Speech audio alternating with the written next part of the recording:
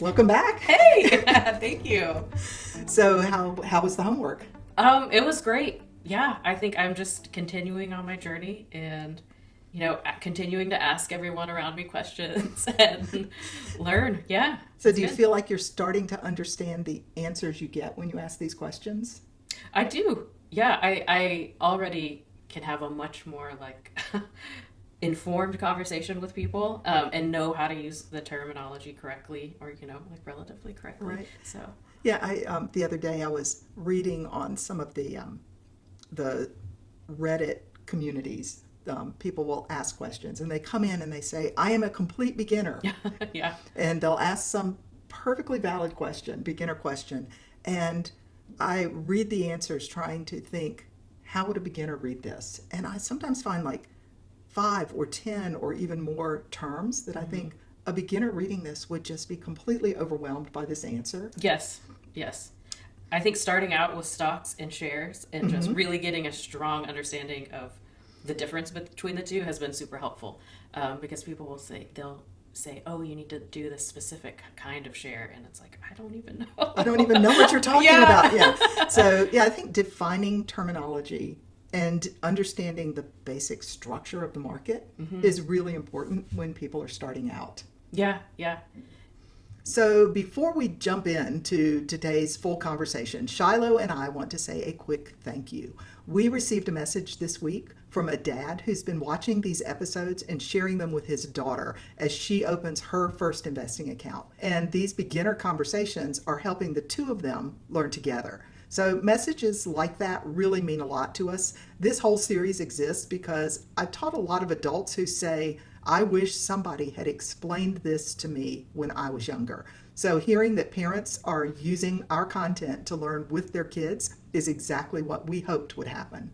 So John, thank you. Your kindness and your words gave us both a boost this week. Yeah, thank you so much. And, if this helps anyone else, please drop it in the comments because we genuinely are reading them and interacting with them. Okay, so back to our topic for today. We were going to discuss risk and diversification, which is the entrance to talking about indexes, or you can say indices, but I think most people just say indexes. Yeah. I was thinking about that. I was like, indexes. Indices? Right. Okay. So we're going to say indexes. So I remember you mentioned that somebody you talked to, one of your friends, was talking about the top 500 something. Yeah, I said, I'm looking into these different companies and trying to research which one I want to invest in. And he was like, I just have a portion of my paycheck go to the S&P 500. And I was like, well, what does that mean? And he's like, well, it's like the top earning 500 companies or something, right? And so I was like, okay, that's two things, which is like, why is there this grouping of 500? And what does it mean to, take a portion of your paycheck or, whatever, and invest it in all of these different companies. Exactly. Right? Okay. So based on what he answered you, my guess is that he has a 401k account at work, and we haven't gotten to talking about account types yet, but we are going to get there. And that he invests probably in a mutual fund that follows the S&P 500. So since we haven't talked about account types or what a mutual fund is, we're going to hold off on that just a little bit, but let's talk about what is the S&P 500. So sometimes people will say the market is doing well, or the market is hot, or the market is rising, or the stock market is in decline. But it may be that individual stocks are doing really well or really poorly and not doing the same as the market. Okay. So how do you measure the success or poor performance, or how do you just measure the overall performance of the stock market? So there are multiple ways to do that, and one of them is the S&P 500.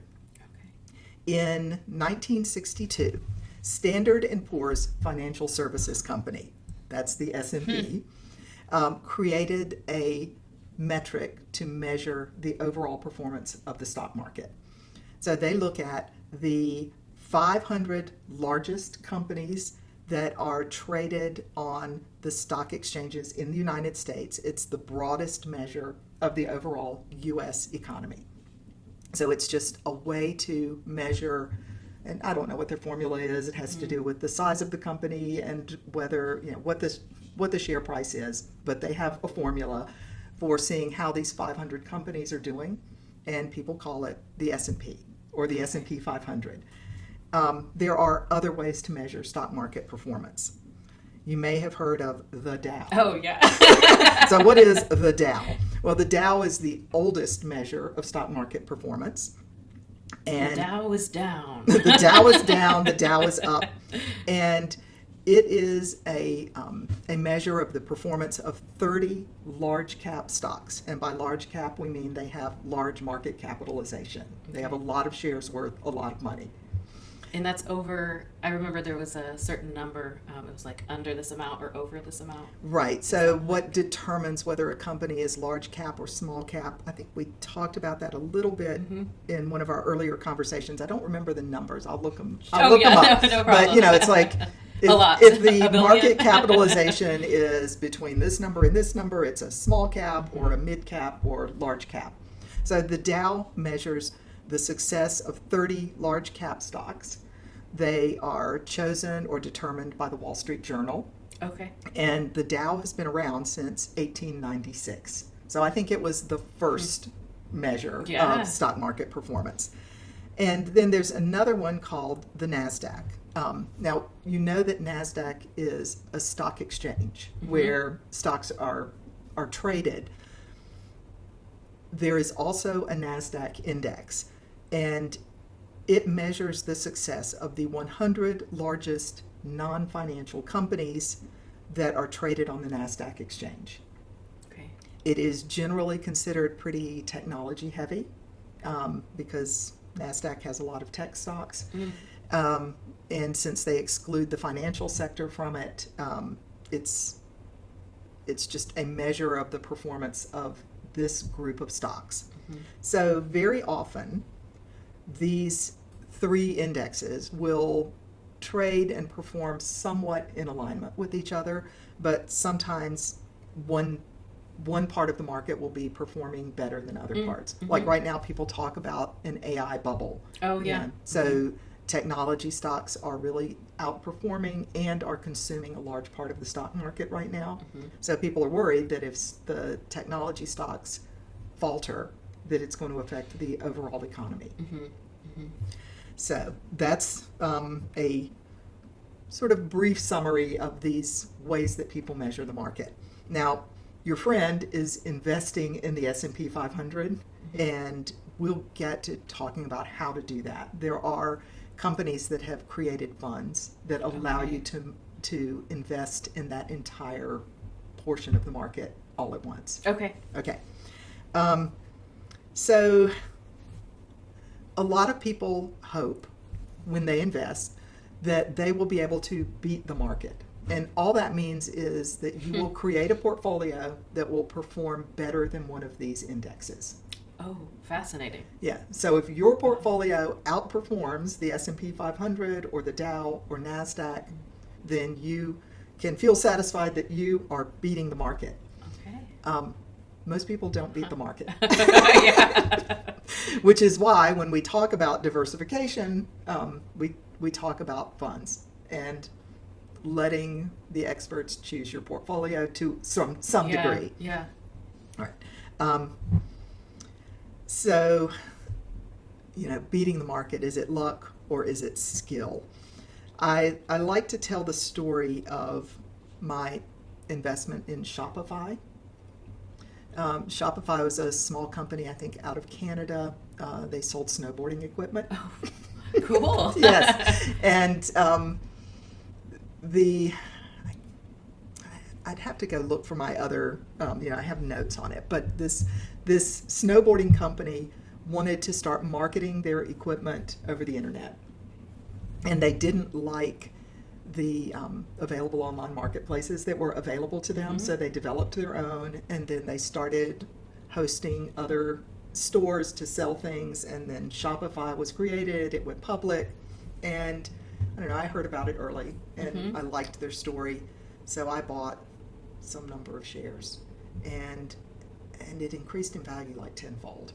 Wow. So, if I'd had everything in Shopify, I would have been in great shape.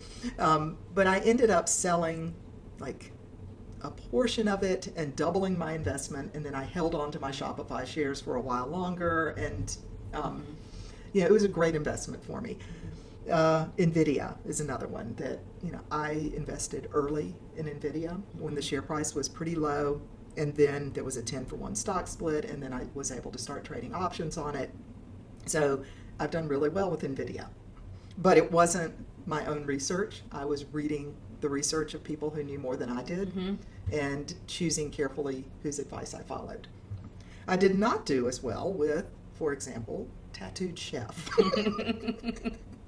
I liked their products. I had bought some Tattooed Chef Mexican street corn from the frozen section at Costco. It was delicious, and the Motley Fool was recommending them, and I made a little money on Tattooed Chef, and then the stock basically traded down to zero, and the company went bankrupt. Oh, wow. Yeah. Teladoc was another one I will just say I did not do well with. It was really novel. It was very innovative to have telehealth opportunities. It was a great company, great idea to be able to have a meeting with a doctor online and get prescriptions filled or whatever. And then COVID happened, and all of a sudden everybody was a Teladoc, and that company became kind of obsolete, not obsolete, but just unnecessary because I could have a telehealth appointment with my doctor at Duke Med. And so, I see. Teladoc, not so great. So I did really well with Shopify and NVIDIA, not so well with Tattooed Chef and Teladoc, and they probably balanced each other out. And if I really added up the numbers, I don't know that I mean, maybe I beat the market. But, when you try to beat the market, you're hoping that your wins will offset your losses. Yeah. And it's not really easy to do. Okay. And when we talk about diversification, the fact that you had, these 4 different investments, is that when you talk about diversifying your portfolio, is that what that means? That's sort of like what that having your means. money in different places? Yeah, so I like to say, imagine if in 2018 you had all of your money in Texas Roadhouse, Carnival Cruise Lines, let me think of some others, Texas Roadhouse, Carnival Cruise Lines, Marriott Hotels, and American Airlines. So what happened to all of those companies when COVID hit? Right. Everyone stopped going out, right? Everybody stopped going out. So yeah. Restaurants, airlines, cruise lines, hotels, they all lost money. And all of those companies are part of the travel and hospitality sector of the market. And if you had invested just in that sector of the market, then an unexpected black swan event really tanked that part of the market. But Zoom, sure. Amazon, these companies. Zoom, which no one was really using that. Nobody all was that using often. Zoom. People weren't really doing teleconferencing. People would fly across the country to go to meetings. Yeah. And so Zoom and Amazon took off. And so having your investments diversified helps you continue to profit even when things are unexpected. I see. Back to this topic of diversification. There are a lot of ways to diversify your portfolio, just like we talked about. You can invest in different sectors of the market. So you could choose some healthcare stocks and some consumer staples, things that people buy no matter how the economy is doing. Toilet paper and pharmaceuticals to a certain extent. There are 11 kind of recognized sectors of the economy. So you can try to do it yourself and choose quality companies from different parts of the market. You can also invest in a fund that is managed by someone else that has pieces of all of these companies in it already. So your friend has invested in an S&P 500 fund, and that fund means that every time he buys a share, he is buying a tiny piece of each of those 500 companies. So this is a diversified fund, and as long as he keeps investing in it every month out of his paycheck, then he is investing in a really large part of the stock market, and he doesn't have to worry about picking and choosing his own stocks. Does that make sense? It does. Okay. Yeah. So I can see why people would opt to do this. yes, Right? and I actually strongly recommend that. And I know that's not what we have talked about yet, but I do think that having a small account that you self-manage, where you are picking a few stocks, and pretty soon I'm going to give you, once you get your account set up, I'm going to give you the task of choosing something you think that will grow, something that pays a dividend, and an exchange-traded fund. Even if you just buy one share of each and put them in there and watch them. I think it's really important to understand how the market works overall before you start looking at funds. Yeah, no, that makes sense. It's the fundamentals. Right, the fundamentals, right. And then we can Right, starting build with the on fundamentals. that. And when you're talking about funds, this is also when people say ETFs. Right. That's what they're talking So, about, right? So there are two kinds of funds, and there are lots of financial services companies that create and manage these funds. There are mutual funds and exchange-traded funds, and they are very similar. They just trade a little bit differently. So if you're investing in a college fund for your kid, or in a 401k account, which I know we haven't talked about yet, but Sure. in an employer-sponsored retirement plan, a lot of times the only option is to invest in mutual funds. In your own account that you self-manage, you can invest in mutual funds or exchange-traded funds. So both mutual funds and exchange-traded funds pool funds from a lot of investors, and they may focus on a specific investing goal. So you may have a technology fund that invests primarily in tech stocks. Or you can have a fund that invests in small growing companies, or international funds if you want some international exposure, but you don't want to choose your own international stocks. Right. Excuse me. You can invest in an international focused fund. Sometimes these funds will track one of the indexes. So there are several funds for investing in the S&P 500 or the Dow or the NASDAQ 100. Mutual funds and exchange-traded funds can be passive, like if they follow one of the indexes, or they can be actively managed. And there are some that are very actively managed, including funds where somebody's trading options for you. And I try not to get too complicated with them. Mutual funds often have a high minimum initial investment. Mutual funds are traded once a day after the market closes, so you don't really get to choose the amount you're paying for them. Exchange-traded funds may have the exact same basket of investments available, but you can buy and sell individual shares of the fund during the trading day. You can also use limit orders, so you can say, I'll buy 10 shares if the price drops to this point. So you have a little more control over how you buy and sell the ETFs, or exchange-traded funds. So does that help you understand a little more about diversification? Absolutely. It does. And when you say high minimum, what are we talking? Well, like 2,000? sometimes. Like Yeah. I remember when I was first setting up my own accounts, I had a lump sum to invest. And my first accounts I set up with Vanguard, and bought mutual funds. And if you have more to invest, you can buy into a fund that has slightly lower fees. Okay. So there are some benefits to having a higher amount to invest. The more you have, the more you make. Yeah, sure. So just looking at the list of terminology here, making sure we've covered it all. So you know what an index is. Yes. And the Dow, the S&P, and NASDAQ 100, market performance, beating the market. All of the questions that we're looking at here are on that downloaded form that you have. So you can look through and make sure you get it, that you know what it's talking about. for homework, I think it is worth a little bit deeper dive into these stock indexes and maybe find some that are other than the Dow and the S&P and NASDAQ. There's the Russell 2000 or the Wilshire 5000, and there are other funds as well. Not funds, but other indexes.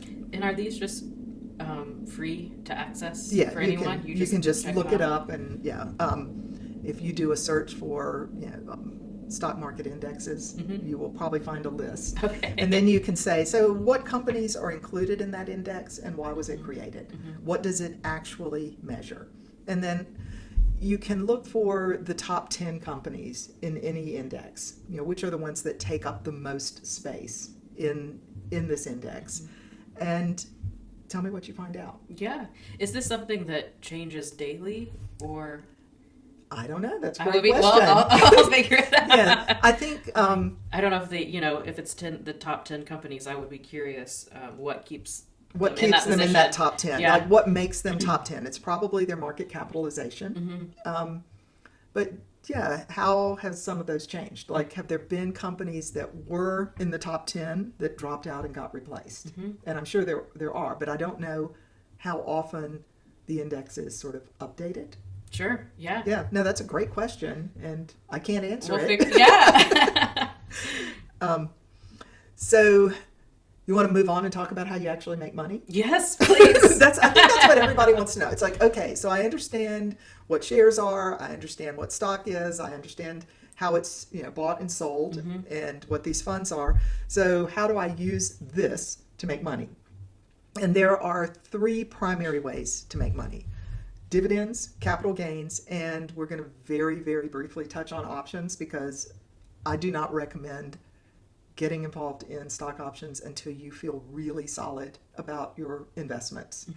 Stock prices go up and they go down, and they kind of zig and zag, and overall the market, I don't know if I can say most stocks, but the market, it overall trends upward. If you look at a 10-year period or a 15-year period, and usually even over a 5-year period, the market trends upward. But the stock price will go up, it'll go down, up and down. And this is based on what people are buying. Right. It's so if there's more people than there's more people buying it, and it's right. It is basic supply and demand. If more people want the stock in a particular company, then they will buy it, and they will pay higher and higher prices for it, and the price of the stock goes up. But if something happens that makes them doubt the company, then they may start selling their stock, accepting lower and lower prices. So the price that you can get goes down. If you own it and you want to sell it, the price goes down.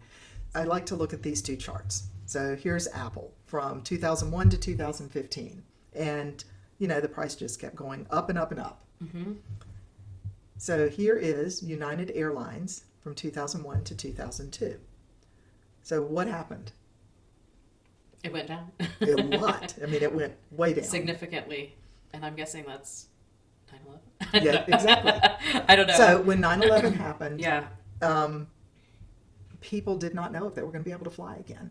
And things were really uncertain, and they started selling their commercial airline stocks. So United Airlines wasn't the only one that went down. All of the airline stocks really plunged. And the people who were smart enough to buy down here did really well. One way to make money is to buy stock and later sell it for more than you paid for it.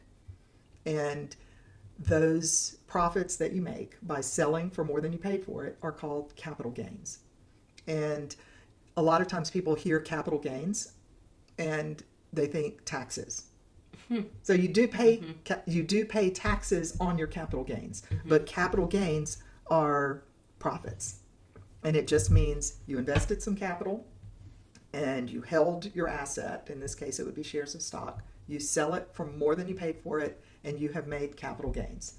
And when you make capital gains, you do pay taxes on those gains. But that's a good problem to have. If you have to pay capital gains taxes, it means you made money. So there are 2 kinds of capital gains taxes, or there are 2 kinds of gains, and the tax treatment of them is different.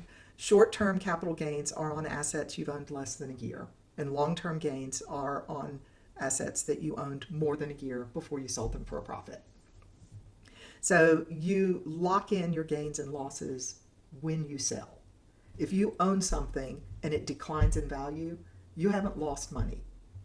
Your asset has lost value, but you haven't lost money unless you sell it for a loss. If you hold on to it and it recovers, then you can still make capital gains on it. And I think one of the biggest mistakes that new investors make is panicking when the stock price drops and then selling at a loss. I mean, unless you've really made a terrible investment in, something like Tattooed Chef. Sure. And, I wish I had sold while it was going down rather than just holding it until it went bankrupt. But, I had already made money on it. So it wasn't a terrible loss. I could have made more. Yeah. So that's one way that you can make money with stocks. And most people say if you just buy and hold for a very, very long time, then later it's going to be worth more and more and more, especially if you've invested in one of those index funds.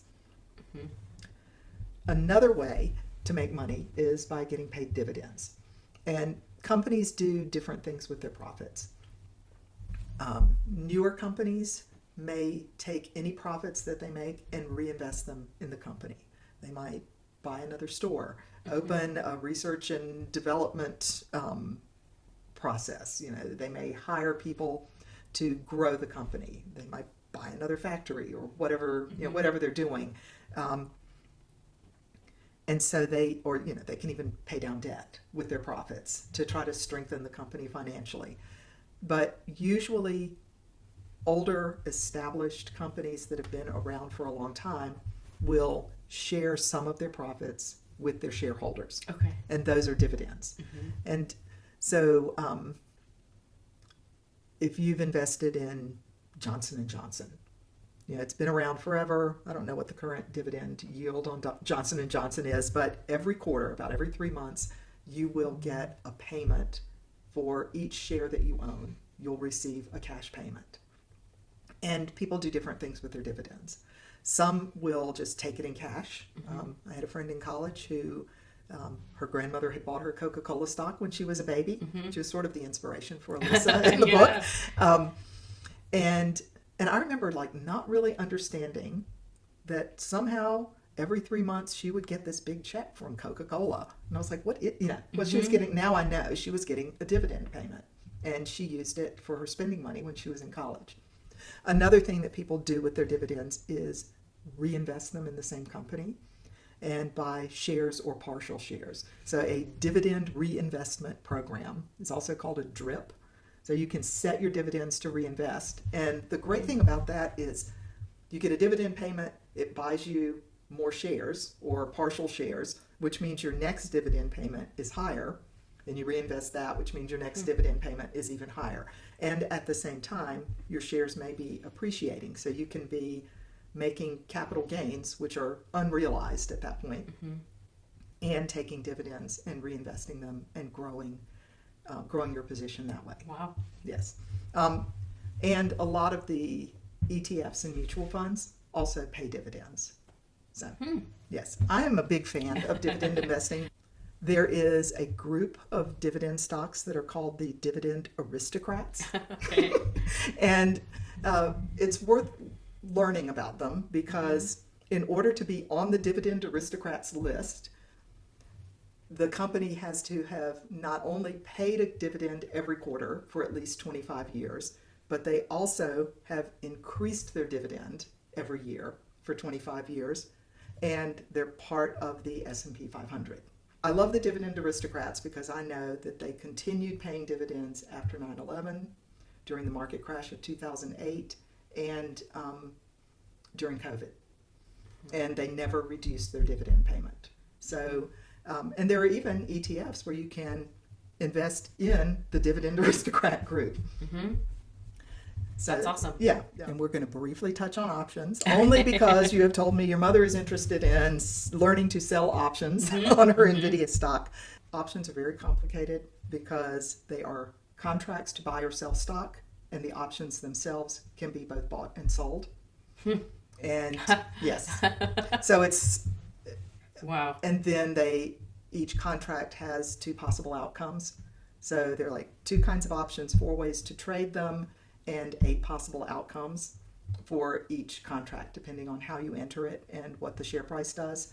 There are people who use options to do really stupid things, and they gamble with them, and they hope they can make small investments with really big returns. And they are really dangerous if you don't know what you're doing.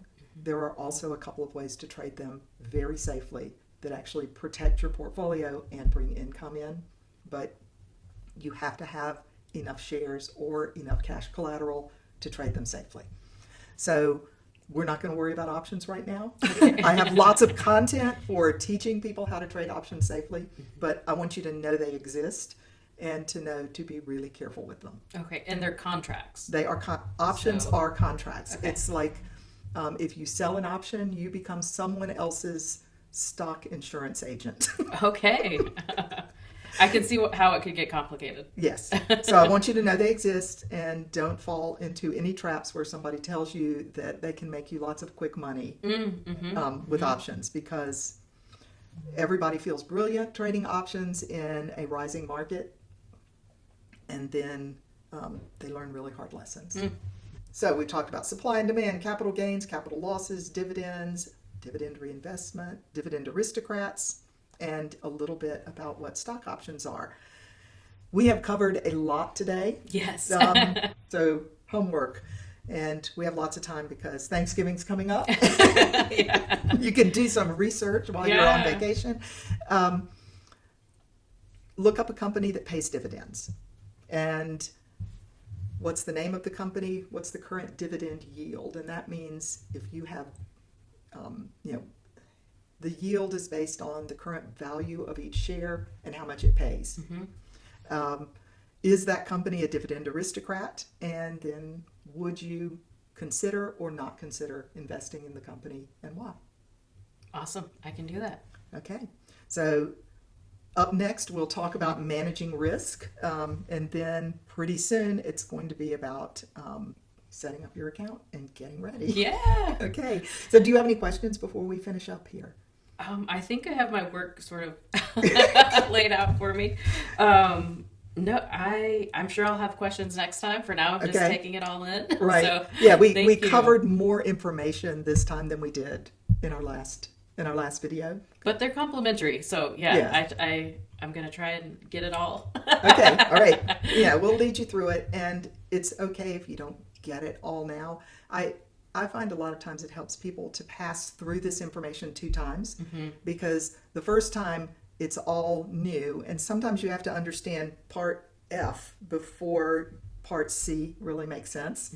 And so going back through it that second time, once we finish, I think will make you feel like you really are getting it. Great. Okay. Thank you. All right. Well, thanks everybody for following along with us, and we'll see you in another week or 2, and we'll be talking about risk management and setting up an account. Yay. All right. Okay. Thanks. Bye. Bye.